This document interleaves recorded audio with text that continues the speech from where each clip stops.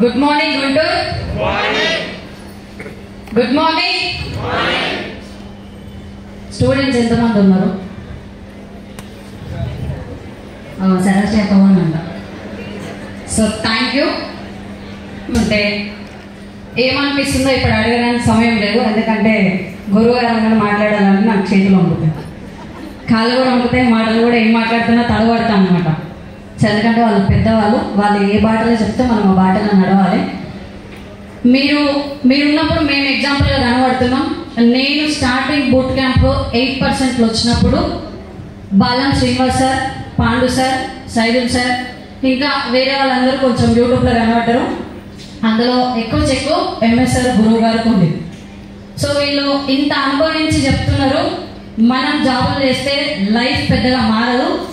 Already అనుభవించి face చేసి లైఫ్ని సగం జీవితం అయిపోగొట్టుకొని ఇక్కడికి వస్తున్నారంటే వెస్టేజ్ బిజినెస్లో ఏదో గొప్పదే ఉందని నేను గుర్తించిన అనమాట. సో గుర్తించి పట్టుకున్నా కానీ చేయాల్సిన విధంగా చేయలే, ఉండాల్సిన విధంగా ఉండలే, మారాల్సిన విధంగా మారలే. ఎందుకంటే నేను చదువుకున్న కాలేజీ ఇల్లే నా ప్రపంచం, ఇంకా వేరే ఏం తెలియదు అనమాట. ఎదుటి వ్యక్తితో ఏం మాట్లాడాలంటే నేను వాళ్ళకి ఆన్సర్ ఇస్తే నేను వాళ్ళని రివర్స్ కొట్టినట్టు ఉంటుందంట. వాళ్ళు నన్ను మీటింగ్లో అన్నారు. సో నేను నా యాటిట్యూడ్ ప్రకారం నేనుంటే నాకు చెక్ అనేది రాలే, టీమ్ అనేది రాలే, ఏమీ రాలే. కానీ వెస్టేజ్లో ఒక సిస్టమ్ ఉంటుంది, సక్సెస్ అయిన వాళ్ళు చేయి పట్టుకొని మీరు నడుస్తేనే ఖచ్చితంగా లక్షాధికారులు అవుతారు అని అన్నారు.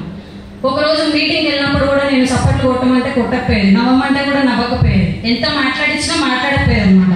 వాళ్ళకి వస్తున్నాయి పైసలు, వాళ్ళు నవ్వుకోనిలే అన్నట్టు ఉండేది.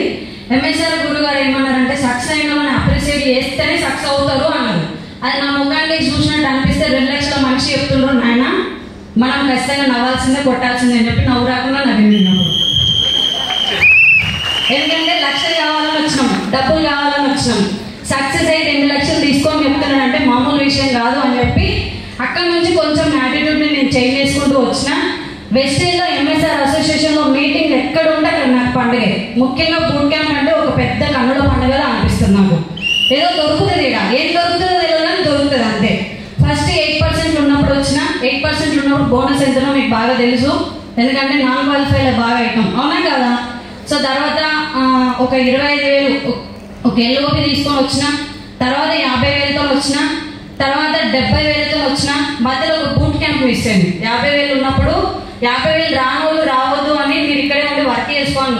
ఒక లైన్ వెళ్తుంది, ఇంకో లైన్ చిన్నగా మనిషి మేడం ద్వారా వస్తుంది అనమాట. ఎల్ఓపి దగ్గర దాకా వస్తుంది, ఇక్కడ ఉండి పని చేయని చెప్పి గురువు గారు చెప్పిండు. లేదా నేను వస్తా అంటే బాగుంటుందా, నా చరిత్ర ఏంటనేది మొత్తం సార్కి తెలుసు అని చెప్పి సార్ ఏం చెప్తే దాన్ని ఫాలో అవుతూ పోయినా.